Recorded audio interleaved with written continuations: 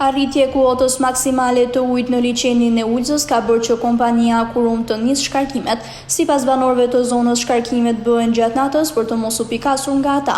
Por ajo që është më shqetësuese në këtë situatë mbetet ndotja e liçenit nga mbeturinat që mblidhen që nga klosi.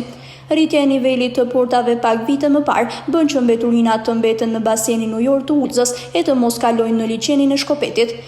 Administratori i njësisë administrative Ulës Eldorin Shpani tha se kompania e cila ka privatizuar hidrocentralin ishte zotuar se do të sillte një pajisje për mbledhjen e mbeturinave, por deri tani nuk e ka bërë. Shpani shton se prania e mbetjeve në liçen ndikon në imazhin e shëmtuar për turizmin dhe krijon probleme për peshkimin. Situata ditët e fundit me reshjet është shumë problematike për arsye se kompania Akurum ka premtuar që do sjellin një drag për pastrimin e mbeturinave, gjë që se ka bërë akoma. Problematika është që nga ngritja e kuotës së liçenit me saldimin e portës Kaplan, që u bëte derdhja e mbeturinave automatike.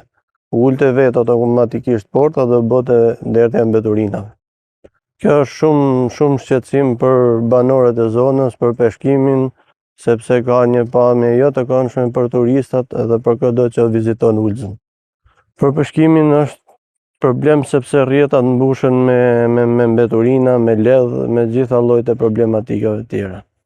Kompania Akurum na pat bën një premtim kur ka qenë zëvendës kryeministja dhe ministra para ca kohë dhe nuk ka ardhur akoma asnjë lloj mjet pastrimi nga kompania Akurum. Ndërkohë, kryetari i fshatit Bushkash Vasil Kalthi thotë se rritja e nivelit të liçenit po dëmton tokat duke shkaktuar gërryrjen e tyre. Ai shprehet se kompania nuk ka mbajtur asnjë premtim të dhënë ndaj komunitetit. Ka shumë shqetësim ngritja e nivelit të ujit. Ngritja e digës ka shumë problem.